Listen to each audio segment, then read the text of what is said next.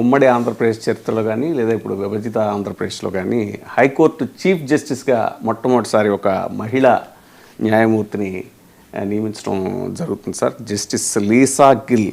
ఈవిడ భారతదేశం న్యాయ వ్యవస్థలో ఉన్న ఒక ప్రముఖ న్యాయమూర్తి. ఈవిడ్ని సుప్రీంకోర్టు ఆంధ్రప్రదేశ్ ఉన్నత న్యాయస్థానం హైకోర్టుకి కొత్త ప్రధాన న్యాయమూర్తిగా నియమించడానికి కొలీజియం సిఫార్సు చేసిందంట సార్. సో ఇప్పుడు ఆంధ్రప్రదేశ్లో పక్కన మానవ హక్కుల ఉల్లంఘన జరుగుతోంది అనేటువంటిది మానవతా దృక్పథంలో తీర్పులు అవి ఎక్స్పెక్ట్ చేస్తున్నారు చాలామంది మానవతావాదులు కూడా. సో ఈ సందర్భంలో ఈవిడ ప్రధాన న్యాయమూర్తిగా ఇది ఒక రకంగా చెప్పాలంటే ఆంధ్రప్రదేశ్ హైకోర్టు చరిత్రలో, అంటే ఆనాటి అవిభాజ్య ఆంధ్రప్రదేశ్ ప్రస్తుత ఆంధ్రప్రదేశ్లో న్యాయ వ్యవస్థలోనే ఒక చాలా ప్రముఖమైనటువంటి విశేషంగా దీన్ని చెప్పుకోవాలి. ఎందుకంటే తొలిసారి ఒక మహిళా న్యాయమూర్తి సీజేగా వస్తున్నారు. అయితే తొలిసారి ఒక మహిళా న్యాయమూర్తి సీజేగా రావడమే కాదు, ముఖ్యంగా ఈ ప్రస్తుతం ఇప్పుడు ఎవరైతే రాబోతున్నటువంటి న్యాయమూర్తి ఉన్నారో ఆమె సాక్షాత్తు పంజాబ్ హర్యానాలో ఒక ప్రముఖ న్యాయమూర్తిగా ఆవిడ సేవలు అందించినటువంటి వ్యక్తి. అంటే పంజాబ్కి సంబంధించినటువంటి, మనకి జస్టిస్ లీసా గిల్ అనగానే మనకు అర్థమైపోతుంది పంజాబ్ అంటే మనం ఏమనుకోవచ్చు, ఒక స్ట్రాంగ్ పర్సనాలిటీ అని కూడా చెప్పుకోవచ్చు. స్ట్రాంగ్ పర్సనాలిటీ కాకుండా ప్రత్యేకించి ఆమె కొన్ని ఇది చూసుకున్నట్లయితే ఆవిడ ఎల్ఎల్బి చేశారు, ఎల్ఎల్ మాస్టర్ ఆఫ్ లా కూడా చేశారు పంజాబ్ యూనివర్సిటీ నుంచే. సో 90 నుంచి తన కెరీర్ ప్రారంభించారు ఆమె. 90 నుంచే తర్వాత హైకోర్టులోనూ ఇది పంజాబ్ హర్యానా హైకోర్టులో చేశారు. అయితే చాలా కేసుల్లో ఆమె కొన్ని సంచలనాత్మకమైనటువంటివి కూడా చేశారు. ముఖ్యంగా ఏంటంటే ఒక హ్యూమనిస్ట్గా ఆవిడకి ఒక మంచి పేరు ఉంది. అది ఇక్కడ మనం ఎందుకు ఇవాళ ఈ సబ్జెక్ట్ మాట్లాడుకుంటున్నాం అంటే కేవలం ఒక మహిళా న్యాయమూర్తి మాత్రమే ఆంధ్రప్రదేశ్ హైకోర్టుకు వస్తున్నారు ప్రధాన న్యాయమూర్తిగాని కాదు, ముఖ్యంగా ఆవిడ యొక్క ప్రొఫైల్ ఆటోమేటిక్గా చూస్తారు కదా అసలు ఎవరు ఏంటి అని చెప్పని. మరి ఈ తొలి మహిళా చీఫ్ జస్టిస్ తీర్పులు కనుక కొన్ని తీసుకున్నట్లయితే కొన్ని మామూలుగా ఈ జిఎస్టీ రికవరీ కేసులు, కాస్ట్ బ్యాంకింగు ఇలాంటివి కొన్ని మంచి మంచి జడ్జిమెంట్స్ ఇచ్చారు. కానీ అవి కాదు ఇక్కడ మనం చెప్పుకోవాలంటే బెయిల్ అండ్ క్రిమినల్స్ అప్పీల్స్.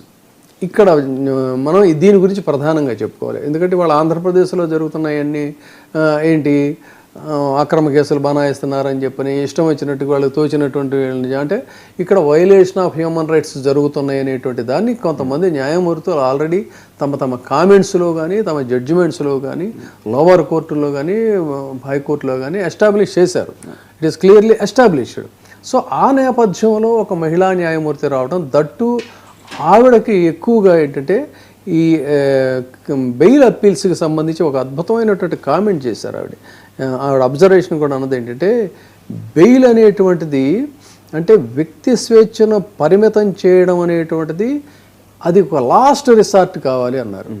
అంటే అరెస్టుల మీద ఆవిడకు ఒక స్పష్టమైనటువంటి అవగాహన ఉంది. ఎడాపెడా అరెస్ట్ చేసేసి వాళ్ళని జైళ్ళలో తోసి మగ్గబెట్టేయటం అనేటువంటిది కాదు. ముఖ్యంగా ఏంటంటే we have to give top priority to the article 21 అంటే right to life and personal Liberty. Right to life and personal Liberty article 29 violation of the law అనేది ఆంధ్రప్రదేశ్లో యథేచ్ఛగా సాగిపోతుందని చెప్పుకోవాలి.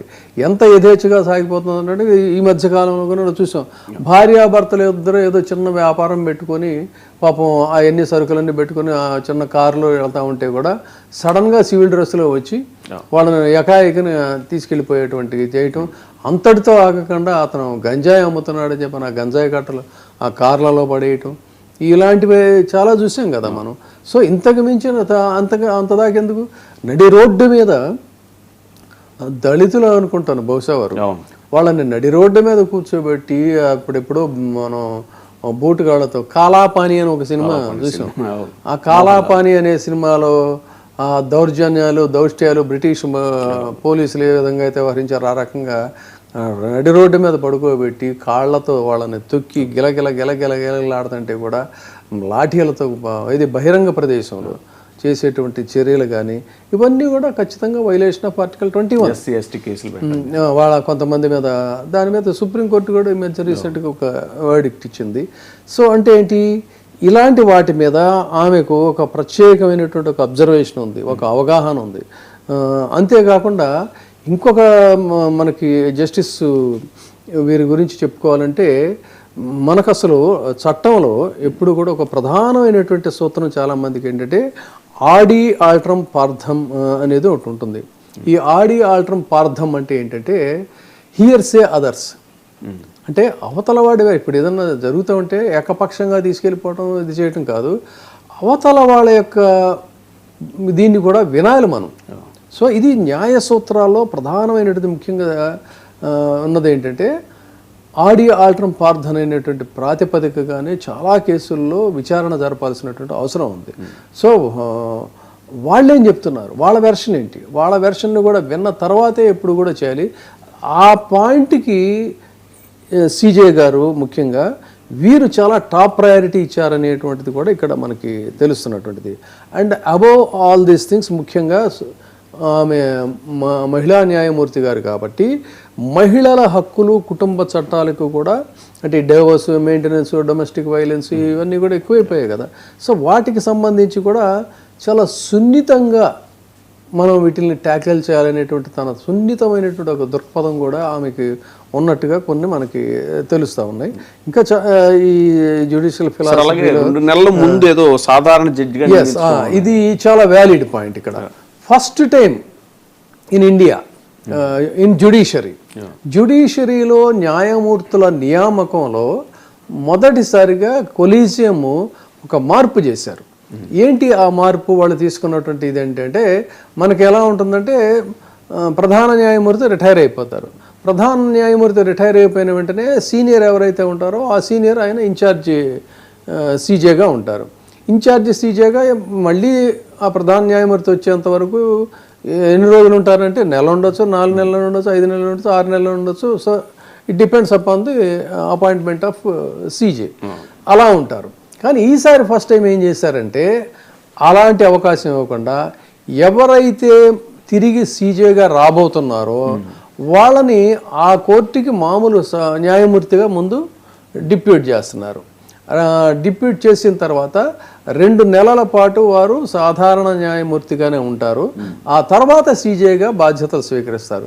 దీనివల్ల ఏంటంటే అసలు ఆ కోర్టులో అడ్మినిస్ట్రేటివ్ మ్యాటర్స్ ఎలా ఉన్నాయి, ఆ పరిస్థితులు ఎలా ఉన్నాయి, ఆ వ్యవహారం ఏంటి, ఆ ఎన్విరాన్మెంట్ ఏంటి, అసలు వాట్ కైండ్ ఆఫ్ నేచర్ మేజర్గా అవి ఉన్నాయి, ఇదంతా కూడా అవగాహన చేసుకోవడానికి ఒక అవకాశం ఉంటుంది.